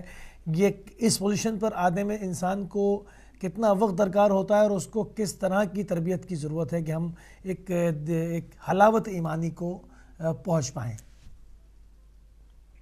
بسم اللہ الرحمن الرحیم. واقعاً خود شناسی کے بغیر کسی کا ایمان مکمل نہیں ہو سکتا ہے. جو حدیث پاک میں بھی ہے کہ جس نے خود کو پہچانا اسی نے اپنے رب کو پہچانا. ساری بیماریاں, سارے جھگڑے, ساری نجاستیں, سارے گناہ اس لیے کہ انسان نے خود کو نہیں پہچانا. اس لیے مولا علیہ السلام کا زبردست جملہ ہے, رحم اللہ عمران علم من عین فی عین الی عین. اللہ کی رحمت ہے اس بندے پر جس نے خود شناسی حاصل کر لی, خود کو پہچان لیا, میں کیا تھا اور اب میں کیا بنا ہوں, اور پھر 70-80-100 سال کے بعد میں کیا بنوں گا, میں کہاں سے آیا ہوں اور مجھے کہاں جانا ہے. ہم مقصد کو گم کر دیتے ہیں, بھول جاتے ہیں. سب لوگ پیسے کے پیچھے بھاگ رہے ہیں, ہم بھی سمجھ رہے ہیں اللہ نے خلق کیا ہے پیسہ کمانے کے لیے. سب لوگ مقام کے پیچھے بھاگ رہے ہیں, ہم بھی سمجھ رہے ہیں اللہ نے ہمیں بنایا ہے تاکہ وزیر و سفیر و صدر بن جائیں. یہ ساری جہالتیں ہیں کہ ہم مقصد کو بھول جاتے ہیں. جب انسان نے مقصد بھلا دیا ہے, اپنا جہاں راستہ ہے صراط مستقیم سے ہٹ گیا ہے, وہ ہر جگہ پہ ٹھوکریں کھائے گا, اشتباہ, غلطیاں, گناہ, نافرمانیاں کرے گا. پہلے تو انسان سمجھے میں ہوں کیا. پہلے میں صرف جسم نہیں ہوں, مجھے اللہ نے فنا کے لیے خلق نہیں کیا. میں صرف 100 سال کے لیے نہیں بنا ہوں. قرآن کی آیت ہے اور حدیث بھی ہے کہ اے انسان, جو تیری روح ہے, کل الروح من امر ربی, روح کو فنا نہیں ہے, اللہ نے اسے اپنی طرف نسبت دی ہے. تجھے فنا نہیں ہے, تو ابدی ہے, ہمیشہ کے لیے, ہمیشہ کے لیے ہے انسان. اب آپ نے دیکھا کہ انسان کا وجود جو ہے وہ ابدی ہے. تو جتنے ہم اعمال کرتے ہیں وہ بھی وہاں پر روح پر جمع ہو رہے ہیں. تو اب عزیزان گرامی, جتنے سامعین سن رہے ہیں, آپ سب کوشش کریں کہ پہلے تو یہ سمجھیں کہ ہم جو بھی کام کر رہے ہیں وہ کام کریں جو کبھی بھی ہم سے جدا نہ ہو. یہاں پر ایک زبردست مثال میں عرض کروں, بار بار یہ مثال سننے کے قابل ہے. بہت بڑے عالم آیت اللہ نراقی فرماتے انسان کیا کرتا ہے. انسان کی مثال فرماتے کہ انسان جو ہے کنویں میں رسے میں لٹکا ہوا ہے. اب لٹکا ہوا ہے, نیچے ایک بہت بڑا اجداد منہ کھول کے اس کے انتظار میں کہ گرے میں سے کھا لوں, اور اوپر رسی جو ہے 2 چوہے اس کو کاٹ بھی رہے ہیں. سامنے یہ انسان کیا دیکھتا ہے, شہد دیکھ رہا ہے, مکھی, شہد کی مکھیاں بھی ہیں, اسے ہٹاتا ہے کہ میں شہد کھاؤں. اوپر جو ہے چوہے کاٹ رہے ہیں اور نیچے اژدہا منہ کھول کے بیٹھا ہوا ہے. تو انسان بھی یہی ہے. یہ رسی کیا ہے, یہ انسان کی زندگی ہے. دو چوہے کیا ہیں؟ یہ دن رات گزر رہے ہیں اور ہماری عمر کم ہو رہی ہے. ہر دن جو گزر رہا ہے، ہر رات جو گزر رہی ہے، ہمیں موت کے نزدیک لے کے جا رہی ہے، قبر کے نزدیک لے کے جا رہی ہے، اور وہاں کی کوئی تیاری نہیں. گھر یہیں بنگلے بنا رہے ہیں، گاڑیاں یہیں لی جا رہی ہیں، سرمایہ گزاری یہاں ہو رہی ہے، وہاں کے لیے کچھ بھی نہیں. یہاں فقیر و فقیر ہے، اور یہ اجزا کیا؟ یہ موت ہے جو ہمارے انتظار میں ہے. تو لہٰذا خود شناسی نہیں ہے. تو انسان خود شناسی کرتا ہے تو دنیا بھی آباد کرتا ہے، آخرت بھی آباد کرتا ہے. دنیا مزرعۃ الآخرہ، نبی پاک کی حدیث ہے. دنیا آخرت کی کھیتی ہے، جو بیج جہاں لگاؤ گے اس کا ثمر آخرت میں پاؤ گے. لہٰذا ہم صرف دنیا آباد کر رہے ہیں، آخرت کو برباد کر. اب جو آپ کا سوال ہے بہت زبردست سوال ہے کہ کس حد تک ہمیں جانا ہے خود شناسی میں. یہ علمی خود شناسی کافی نہیں ہے. جیسے کہ امام جعفر صادق علیہ السلام کی وصیت ہے اپنے فرزند کو، گزشتہ درس میں نے عرض کیا تھا، زبردست ہے. علماء کے لیے بھی زبردست ہے، مومنین کے لیے بھی زبردست ہے، محققین کے لیے بھی زبردست ہے، ہر انسان کے لیے زبردست ہے وصیت پہ عمل کرنا. مولا فرماتے میرے بیٹے صرف ظاہری علم تک محدود نہ رہنا. کتنے لوگ ظاہری علم میں ماہر تھے، بہت مقام بلند تھا، مگر وہ ہلاک ہو گئے، وہ گمراہ ہو گئے، وہ موت کے بعد کافر ہو گئے، منافق ہو گئے. جیسے قاضی شرح دیکھیے، قاضی شرح کتنا بڑا عالم تھا، مولا علی نے اسے قاضی بنایا تھا، اس نے کیسے تباہ ہو گیا. مولا حسین کے لیے لکھ دیا کہ حسین مولا واجب القتل ہے. اب دیکھیے کتنے لوگ عالم تھے جو تباہ ہو گئے. یہ جتنے جھوٹے مذہب بنائے جاہلوں نے نہیں بنائے، یہ عالموں نے بنائے. جتنے مذہب جھوٹے دنیا میں ملیں گے. تو امام یہی نصیحت کر رہے ہیں ہر ایک مومن کو، ظاہراً بیٹے سے کہہ رہے ہیں، وصیت کر رہے ہیں، اے بیٹا ظاہری علوم تک محدود نہ رہنا کہ اب میں جناب آیت اللہ بن گیا ہوں، میں ڈاکٹر بن گیا ہوں، میں فلسفی بن گیا ہوں، پروفیسر بن گیا ہوں، بس کافی ہے. فرمایا نہیں بیٹا، کتنے ظاہری علوم والے عالم ہلاک ہو گئے، برباد ہو گئے. لہذا کوشش کرو کہ ظاہری علوم کے ساتھ باطنی علوم بھی حاصل کرو. جب باطنی علم تمہارے پاس آ جائے گا تو اب شیطان تمہیں گمراہ نہیں کر سکے گا. تو لہذا خود شناسی میں ہمیں یہی کوشش کرنی چاہیے کہ ظاہری علوم کے ساتھ ہمیں کم سے کم ایک منزل پر بھی ہم باطنی علوم حاصل کر لیں تو بہت زیادہ مدد ہوگی شیطان کو شکست دینے کے لیے، نفس امارہ کو شکست کس دینے طرح کے لیے. باطنی علم کس طرح حاصل کیا جائے گا قبلہ؟ باطنی علوم کے لیے جو اہل بیت نے طریقہ کار بتلایا ہے، جو پہلے بھی بیان ہو چکا ہے کہ دائم الذکر ہونا ضروری ہے، کہ دائم الذکر ہمیشہ انسان ذکر میں مشغول رہے. توجہ فرمائیے. اب دائم الذکر لوگوں نے کئی سوالات بھی کیے ہیں کہ کیسے رہیں. اس میں کئی اذکار ہیں. ایک ہے ہوول محیی، اللہ کے دو نام ہیں نا، ہوا بھی اللہ کے لیے تھا، محیی حیات دینے والا. کہتے ہیں کہ تم چاہتے ہو نا دائمی ذکر میں مشغول رہو، ہمیشہ اس ذکر سے مدد لو. ہوول محیی یعنی جب ذکر ہم نہیں کرتے، یہ قلب کے لیے موت ہے، یہ روح کے لیے موت ہے. ہوول محیی حیات دینے والا خدا ہے. مقصد یہ کہ خدا میرے قلب کو، قلب سے مراد روح ہے، میری روح کو حیات دے تاکہ میں ہمیشہ تیرے ذکر سے غافل نہ رہوں، ہمیشہ تیرے ذکر میں مشغول رہوں. ٹھیک ہے نا. یہاں پر جو ایک بہت اچھا شعر ہے فارسی زبان کا، وہ ہے سوم، الصوم صمت و سحر. یہ تین چیزیں بتائیے. سوم یعنی روزہ، صمت یعنی خاموش رہنا، سوائے واجب اور مستحب کی آپ زبان نہ ہلائیں. کتنے ملینز ہمارے جو الفاظ ہوتے ہیں وہ فضول ہوتے ہیں، وہ ہمیں نابود کرتے ہیں، وہ ہمارے دل کو مار دیتے ہیں. غیبت کے علاوہ، مثلا غیبت کی بات نہیں، وہ تو بالکل انسان مردود ہو جاتا ہے، جو وہ تو جہنم کے کتوں کی غذا ہے. اس کے علاوہ بھی جو ہم بولتے ہیں نا، بہت زیادہ بولنے کی عادت ہے، بولتے ہیں نہ دنیا کا فائدہ نہ آخرت کا. فرماتے ہیں الصمت یعنی ابتدا زبان پہ کنٹرول کرو، الصوم دوسرا مرحلہ پیٹ پہ کنٹرول کرو، والسحر تہجد کی عادت ڈالو، والذکر دوام اور ہمیشہ ذکر میں مشغول رہو، وخلوت این 5 ناتمامان دنیا را کنن تمام. شعر یہ 5 صفات اگر کسی نے پیدا کر لی تو وہ انسان جو ہے نا پرفیکشن کی منزل پر بھی پہنچے گا اور خداوند عالم اس کو باطنی علم دے گا. پھر یا اس کی برزخی آنکھ کھل جائے یا برزخی ناک کھل جائے. پہلے ناک کہتے ہیں کہ ناک کھلتی ہے، آنکھ بعد میں، پھر کان کھلتے ہیں، برزخی کان، مرحومین کی آوازیں سن سکتا ہے اور پہلے خوشبواں آتی ہیں، مثلا ایک عجیب و غریب دنیا کی خوشبو نہیں ہوگی. اس کے بعد کان کھلیں گے، پھر آنکھ کھلے گی. کن چیزوں سے؟ 5. اب دیکھیں 5 آسان ہے. الصوم، اپنی زبان پہ کنٹرول کرنا. صوم، ہمیشہ وہ سال بھر روزہ رکھتے ہیں، سوائے عید کے دن روزہ رکھنا جائز نہیں ہے، عاشور کے دن روزہ نہیں رکھتے، باقی سال بھر روزہ رکھتے ہیں. اور پھر کیا؟ ذکر دوام، اور ہمیشہ ذکر میں مشغول رہتے ہیں، مدد حاصل کرتے ہیں ان اسما سے کہ ہم غافل نہ ہوں. اور سحر، نماز تہجد، اور خلوت. اب خلوت کیا ہے؟ خلوت سے مراد یہ نہیں ہے کہ اب ترک دنیا کر لیں، غاروں میں چلے جائیں، یہ وہی شیطان کا دھوکہ ہوگا جس پہ ابھی ہم نے گفتگو کی کہ نہیں، لذت حلال حاصل کریں. خلوت سے مراد یہ ہے کہ یہ اللہ کے نیک بندے مجلس میں بیٹھے ہوتے ہیں، آپ کے ساتھ باتیں کرتے ہیں، مگر دل ان کا خدا کے پاس ہوتا ہے. یہ خلوت ہے. یہ پریکٹس کریں.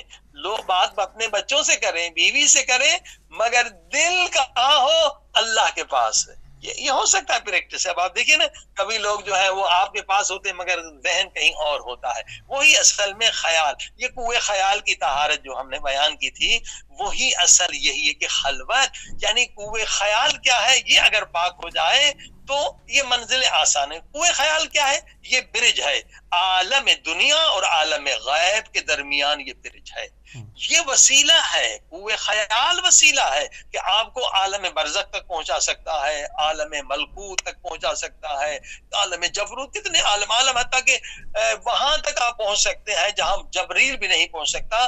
یہ وسیلہ جو ہے کوئے خیال ہے. کوئے خیال جب پاک ہو جائے، ہم نے کوئے خیال کو آزاد چھوڑ رکھا ہے، کبھی ادھر حملے کرتا ہے، کبھی ادھر غلاظت میں جاتا ہے. کوئے خیال پہ کنٹرول کرنے کے بعد ہی انسان کی برزخی آنکھ کھلتی ہے، برزخی کان کھلتے ہیں. اور یہ ریاضت ہے جو ہمیں نماز میں بتائی گئی ہے کہ 2 رکعت نماز پڑھو، جنت واجب ہے، کہ خیال ادھر ادھر نہ جائے. تو اصل دروازہ جو ہے کوئے خیال کی طہارت ہے.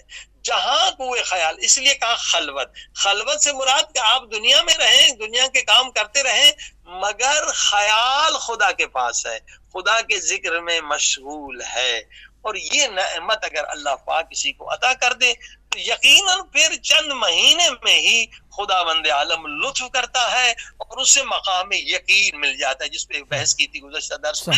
مقام یقین یہی ہے کہ انسان اگر قبر کا عذاب دیکھ لے کہ یہ شرابی تھا، اس پہ یہ عذاب ہو رہا ہے، یہ مثلا غیبت کرنے کی وجہ سے یہ عذاب دیکھ رہا ہے. انسان کبھی اپنا دشمن نہیں ہے، کبھی جرت نہیں کرے گا اس گناہ کرنے کی. ہم جو گناہ کر رہے ہیں کیونکہ اندھے ہیں.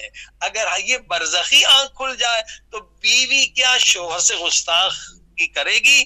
کیا شوہر اگر دیکھ لے کہ جن شوہروں نے بیویوں کو مارا ہے، مارنا تو دور بات ہے، صرف انہیں ڈانٹا ہے اور ان کو بدتمیزی کے ساتھ پکارا ہے، تو قبر ان کو فشار دے رہی ہے اور ان کی ہڈیاں ٹوٹ رہی ہیں. تو اگر ایک شوہر دیکھ لے، کیا بیوی سے بد اخلاقی کرے گا؟ ناممکن. اگر ایک عورت دیکھ لے کہ جو عورتیں زبان دراز ہیں ان کی کیا سزا ہے؟ وہ زبان سے لٹکائی جائیں گی، کیونکہ اللہ پاک حکم دے رہا ہے اس زبان سے اللہ کا ذکر کرو، عبادت کرو. جو شوہر کو گالیاں دے رہی ہیں، گالی سے بچھو بنتا ہے، شوہر کی غیبت کر رہی ہیں، اس سے عذاب بنتا ہے. جو یہ بیوی اگر دیکھ لیں اپنی آنکھ سے کہ جن عورتوں نے یہ کام کیا ان پہ کیا عذاب ہو رہا ہے، تو کبھی ہمت نہیں کریں گی. ہم اندھے لوگ گناہ کرتے ہیں، جنہیں خدا بند عالم برزخی آنکھیں عطا فرمائے وہ گناہ کا سوچتے بھی نہیں ہیں، کیونکہ ان کا خیال پاک ہو جاتا ہے. ہمیشہ دعا یہی کرتے رہیں کہ اللہ پاک جو ہے ہمارے خیالوں کو پاک کر دے، تو یقیناً یہ منزل مل سکتی ہے. جی تو قبلہ یہ جب اس کی پریکٹسز کرتے ہیں، جس طرح سے آپ نے کہا کہ جب معنویات انسان حاصل کر رہا ہوتا ہے اور اس کا قلب پاک تر ہوتا چلا جاتا ہے، اس میں تھوڑا سا پیچھے جاتے ہیں کہ ہمارے پاس تھوڑا سا وقت ہے تو ہم چاہیں گے کہ اس کو یوٹیلائز کریں، تو اس میں غذا کا کتنا وہ ہے؟ کیونکہ ہم یہاں پر ایک ٹرینڈ ہے کہ صرف حلال دیکھتے ہیں، اور بعض لوگ تو صرف حلال کا سرٹیفکیٹ پہ مطمئن ہو جاتے ہیں، یہ بھی نہیں دیکھتے کہ اس حلال غذا کو پکانے والا کون ہے۔ تو پھر حلال اور طیب، اور یہ تھوڑا سا اگر اس کا آپ بیان فرما دیں کہ اس میں غذا کا کتنا لینا دینا ہے، کیا اس کے اثرات ہیں، تو بہت بہتر ہوگا۔ بہت عمدہ سوال کیا واقعی آپ نے، کہ حضور پاک صلی اللہ علیہ وسلم کی حدیث ہے کہ ساری عبادتیں جو ہیں وہ سمجھے کہ 10 اجزاء ہیں۔ تو نماز، روزہ، حج، زکوٰۃ، خمس، حتی جہاد فی سبیل اللہ، یہ ساری عبادتیں جو ہیں ایک حصہ عبادت ہے، یعنی جو ہم انجام دے رہے ہیں یہ ایک حصہ، اس میں نماز بھی آ گئی، روزہ، خمس، ساری عبادتیں ایک حصہ عبادت ہے۔ 9 حصے عبادت کیا ہے؟ رزق حلال کمانا اور رزق حلال کھانا۔ اب آج مشکل یہی جو مولا علی علیہ السلام نے بھی فرمایا کہ آخری زمانے میں مشکل ترین عبادت یہی ہوگی، سب سے بڑا جہاد یہی ہوگا کہ لوگوں کے لیے مشکل ہو جائے گا۔ آج پورا دنیا ایک گاؤں کی طرح ہو چکا ہے، ہر چیز آپ کو مل رہی ہے، چائنا کی، انڈیا کی، ہر کوریا کی ہر چیز مل رہی ہے۔ تو مولا علی نے یہی فرمایا کہ آخری زمانے میں جو سب سے بڑی مشکل ہوگی وہ ہے رزق حلال کمانا اور رزق حلال کھانا۔ اب لوگ جو بیچارے آ رہے ہیں مولانا سے، ہم سے پوچھتے ہیں مولانا ہم ایک وہ شاپنگ ایک دکان پہ کام کر رہے ہیں، وہاں شراب بھی بکتی ہے، تو آپ بتائیے کیا ہے؟ ہم نے کہا قرآن مجید کی آیت ہے، ہم کیا بتائیں گے؟ یہ تو بالکل صاف ہے کہ آپ جو ہے قرآن نے منع کیا ہے کہ کبھی بھی گناہ کے کام میں آپ کسی کی مدد نہیں کر سکتے ہیں۔ تعاونوا علی البر والتقوی ولا تعاونوا علی الاسم والعدوان، یعنی جتنا شراب پینا گناہ ہے نا، قرآن یہ بتا رہا ہے، اتنا اگر شراب اٹھا کر آپ نے کس کو دیا نا، وہ بھی اتنا ہی گناہ ہے۔ جتنا شراب پینا گناہ ہے، اتنا شرابی کا شراب پہنچانا گناہ ہے۔ اب بتائیے، اور اگر مثلا آپ ٹرک چلا رہے ہیں اور آپ کو پتا چل گیا یہ جو سامان لے کے جا رہے اس میں شراب ہے، نہیں لے جا سکتے۔ اب لوگ کہتے ہیں مولانا پھر یہاں تو ہر جگہ شراب ہے، ہم کیا کریں؟ اور اسی طرح سے مثلا آپ ٹیکسی ڈرائیور ہیں اور آپ چاہتے ہیں رزق حلال کمائیں، آپ کو پتا نہیں، آپ وہ جہاں بھی لے کر جائیں، لیکن وہ کہہ رہا ہے کہ جی مجھے فلاں نائٹ کلب میں جانا ہے، فلاں شراب خانے میں جا رہا ہے، مصیبت ہو اور جائے گی۔ اگر آپ لے گئے، جی آسا میں کہہ رہا ہوں بڑی مصیبت ہے ویسے۔ بتائیے نا، وہی رزق حلال کمانا کوئی آج مشکل کام ہے، بہت مشکل کام ہے۔ اب اگر آپ لے کر گئے تو آپ گناہ میں شریک ہو گئے، خدا نخواستہ اس نے زنا کی، آپ نے تعاون کیا، زنا میں تعاون کیا، آپ اتنے مجرم ہوئے۔ تو اب آپ دیکھیں رزق حلال کمانا کتنا مشکل ہے، واقعی مشکل ہے، مگر اگر آپ مولا علی کا دامن پکڑیں تو مشکل نہیں ہے، وہ تو مشکل کشا ہے۔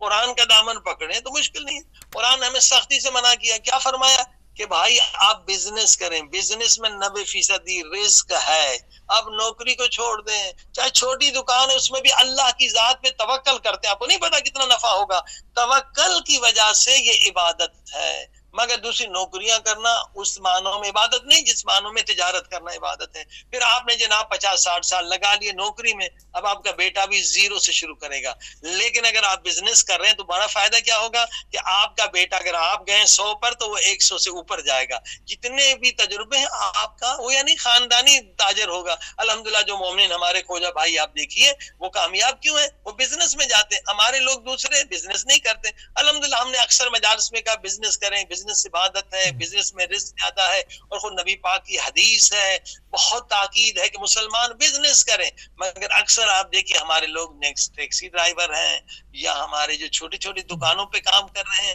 یہ ایک مشکل ہے۔ اگر ہم بزنس کریں تو ہزاروں کی مدد کر سکتے ہیں۔ الحمدللہ بعض لوگوں نے ہمیں فون کر کے بتایا مولانا آپ کی تقریر کے بعد پہلے ہم ٹیکسی چلاتے تھے کچھ نہیں بچتا تھا، اب مثلا 1 لاکھ 1.25 لاکھ 1.5 لاکھ تک ہم کما رہے ہیں اور لوگوں کی خدمت بھی کر رہے ہیں۔ تو یہ بزنس کا فائدہ، اور بزنس میں آپ کو رزق حلال ملے گا، اور کئی طریقے، آپ آن لائن سائٹ بنا لیں، آپ چائنا سے مال منگا لیں، اور جناب وہ مارکیٹ میں جو مثلا ٹراؤزر $80 کا مل رہا ہے آج کل، وہ وہاں سے آ رہے ہیں بہت سستا، لوگ بہت اچھا کما رہے ہیں اور بہت اچھا بزنس۔ خود ہمارے ایک دوست نے کہا کہ بھائی ہم نے ایک مشین صرف منگوائی تھی مولانا $2 میں تھی، جو عورتوں کے بال چہرے سے عورتیں نکالتی ہیں، آپ کی مجلس کے بعد ہم نے اس پہ عمل کیا، اور یہ نیوزی لینڈ کا قصہ ہے۔ اور وہاں پر ایک وہ جناب ای بے سے بھی ایک اچھی سائٹ ہے، وہ لوگوں کو ای میل بھی کرتی ہے، وہ کہا جناب ہم نے وہ تو بہت مہنگا بیچا، ہم نے ایک مہینے میں $30,000 ہم نے ڈالر کما لی۔ تو رزق میں اضافہ ہوتا ہے اور حلال بھی آپ کو ملتا ہے۔ اس وقت جو ہم سب پریشان ہیں، پوری دنیا پریشان ہے کہ رزق حلال بھی نہیں مل رہا ہے، طیب بھی نہیں مل رہا ہے۔ ہم نے کئی مرتبہ کہا کہ بزنس کریں، 5 آدمی مل کے آئیے بزنس کریں، لوگوں کو رزق حلال پہنچائیں۔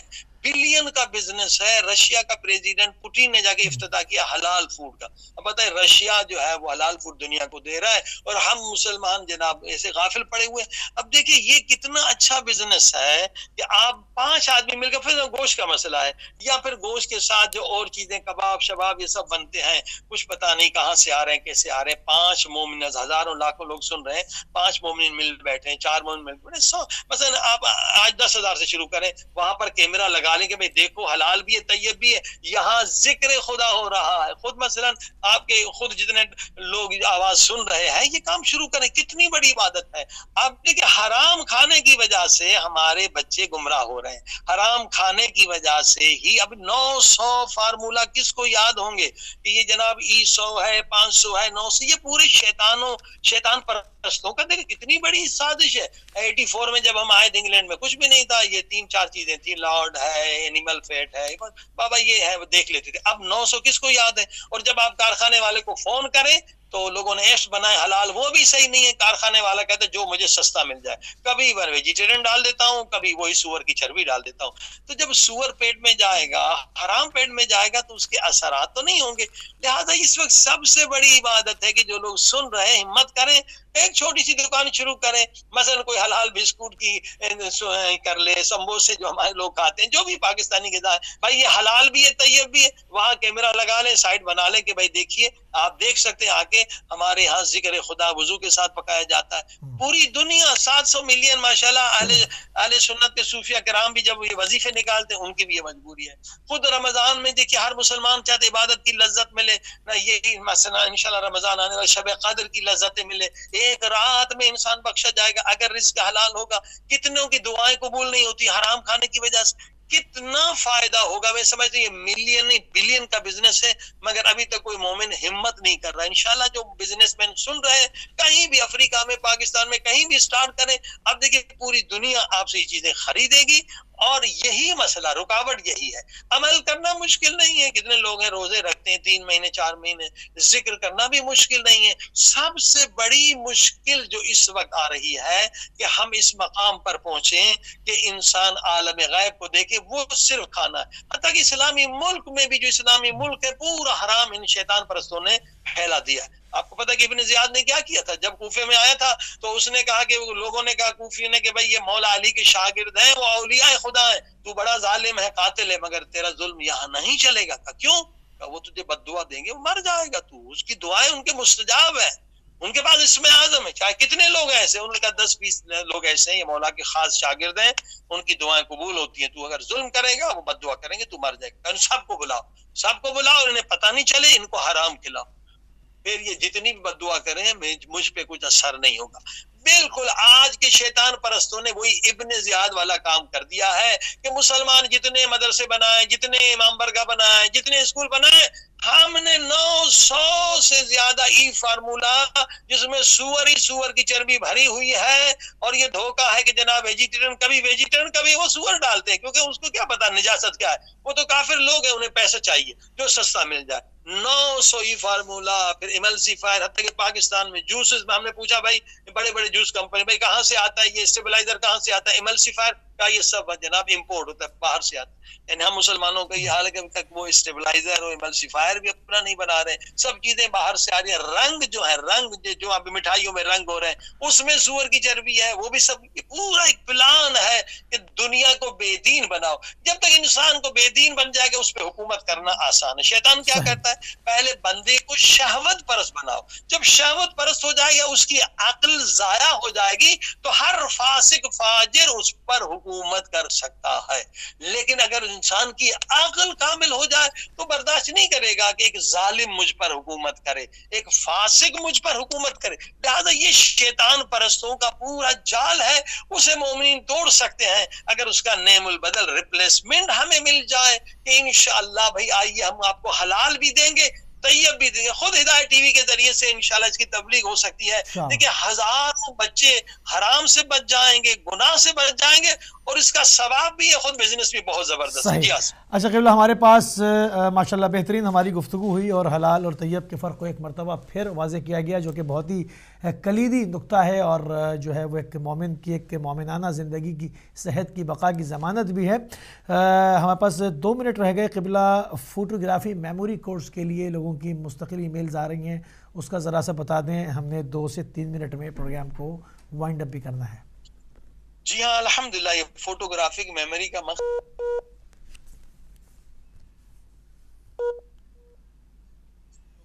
میموری کے ذریعے سے آپ کے بچے 2 سال میں 5 زبانیں بھی سیکھ لیں گے اور 4 مہینے میں حفظ قرآن کر لیں گے. لیکن اصل مقصد اس سے بھی بڑا ہے کہ آنے والی جو ہماری نسلیں ہوں گی, جب فوٹوگرافک میموری ہو جائے تو بچہ جب 4 مہینے میں حفظ قرآن, آپ بھی آ سکتے ہیں بچے البتہ جلدی حفظ قرآن کر سکتا ہے, تو وہ 4 مہینے میں BA کر سکتا ہے, 6 مہینے میں MA, 1 سال میں PhD. یہ بنانے والوں نے 10 سال لگائے کہ جو ہمارے شیعہ ہیں, باب مدینۃ العلم کے ماننے والے ہیں, وہ ہر ایک شیعہ 5 کم سے کم PhD کرے, اور جنہوں نے اللہ توفیق دے 12-14 PhD کرے. آج دنیا کی انہی کی حکومت ہے جو لوگ پوسٹ ڈاک ہیں یا PhD ہیں. مگر آپ دیکھیے ہم آج گئے تھے ایک شہر میں گئے تھے, 10,000 شیعہ تھے. ہم نے کہا آپ کتنے PhD ہیں, تو کہیں 1-2 بندہ بھی نہیں ملتا ہے. تو جب تک ہم ایجوکیشن میں آگے نہیں بڑھیں گے تو یقیناً ہم کچھ بھی قوم کے لیے نہیں کر سکتے. آج پوری حکومت ان کے ہاتھ میں ہے, تو انشاءاللہ یہ ہم لوگ انشاءاللہ نیکسٹ منتھ سے شروع کر رہے ہیں. اور جیسے ہم نے عرض کیا کہ ایڈمیشن بھی شروع ہے, آپ جو ہے یہ ٹیلی گرام ڈاؤن لوڈ کر لیں, اور اس کے بعد سپر کڈ @superkid12, وہاں پر پورا آپ کو بتایا جائے گا کہ کس طرح سے طریقہ کار ہے. ایڈمیشن کا ایک تھوڑا چھوٹا سا ٹیسٹ ہوگا, اور وہ بھی بتایا گیا کہ کون سا ایپس پہ آپ میموری بچے کی بڑھائیں, اور انشاءاللہ 333 فوٹو میموری FOTO یہ ایپس ہے اینڈرائڈ پہ. انشاءاللہ اس میں جب آپ پاس ہو گئے تو آپ کا ایڈمیشن ہو جائے گا. اور آن لائن یہ انشاءاللہ تقریباً ہمارے پاس بہترین استاد ہیں, وہ بھی PhD اور MPhil والے استاد ہیں, جو آپ کے بچے کو 5 زبان بھی سکھائیں گے 2 سال میں آن لائن. اگر پارٹ ٹائم تو 3 گھنٹے روزانہ, اگر فل ٹائم تو آپ کو 7 سے 8 گھنٹے دینے ہوں گے. یہ 2 سال کے بعد بچہ آپ کا ایک ہیرو بنے گا, اور واقعاً سپر برین بچہ ہوگا, اور پوری دنیا میں یہ بچے انقلاب لا سکتے ہیں کہ علمی میدان میں بہت بڑا انقلاب ہوگا. اور انشاءاللہ اس میں آپ سب لوگ حصہ لیں, تاکہ ہماری قوم کے بچے جو ہیں وہ پوری دنیا میں جائیں, اور پوری دنیا کی یونیورسٹیوں میں حقیقی اسلام جو محبت کا پیغام ہے, جو بہترین امن کا پیغام ہے, اسے پھیلایا جائے. جبکہ اس وقت جو اسلام سعودی ٹائپ اسلام ہے, اس میں وہی داعش کا کرخت و مکروہ چہرہ دکھایا جا رہا ہے, اور کہہ رہے ہیں کہ یہ اسلام, حالانکہ اسلام نہیں ہے, یہ تو انسانیت سے بھی دور ہے جو لوگوں کو قتل کر رہے ہیں, مار رہے ہیں. اسلام محبت کا پیغام ہے. وہ تب ہوگا جب ہمارے بچے کو یونیورسٹیوں میں جائیں گے, PhD کریں گے, پوسٹ ڈاک کریں گے. اس وقت آپ دیکھیے اکثر جو یونیورسٹیوں میں لوگ ہیں وہ کہاں سے, یہ سعودیوں کی طرف سے گئے ہیں, جو ہر روز بچوں کو قتل کر رہے ہیں. ان کے نمائندے بیٹھے ہوئے یونیورسٹیوں میں, جو پورے یمن میں 20,000 سے زیادہ بچوں کو مار رہے ہیں. جی ہاں, بہت شکر گزار ہیں قبلہ, بہت مشکور ہیں, بہت ممنون ہیں, آپ نے اپنا قیمتی ٹائم ایک مرتبہ پھر ہدایت ٹی وی کو دیا. جزاک اللہ قبلہ. بہت شکریہ. خدا حافظ. فی امان اللہ. التماس دعا. جی ناظرین, ہمارا موضوع عقل اور اس کے ساتھ خود شناسی کے لے کر ہماری بحث جو ہے وہ جاری و ساری تھی. ہمارے پروگرام کا وقت ختم ہو گیا. انشاءاللہ ہماری آپ سے ملاقات کل 5:30 بجے ہوگی, اس دعا کے ساتھ کہ ہمارے مومن ایک اپیل کے ساتھ کہ ہمارے مومن سید علی سہیل رضا نقوی صاحب شدید علیل ہیں. آپ سے التماس کی جاتی ہے کہ وہ ICU میں ہیں اور کافی سیریس کنڈیشن ہے, ان کے لیے دعائے صحت کر دیں. اس کے ساتھ پروگرام کا اختتام کریں گے, اور کل آپ سے ملیں گے 5:30 بجے UK ٹائم سے. السلام علیکم ورحمۃ اللہ وبرکاتہ. محمد نبينا بنور هدينا من مكة حبيبي نور سطع المدينة من صلى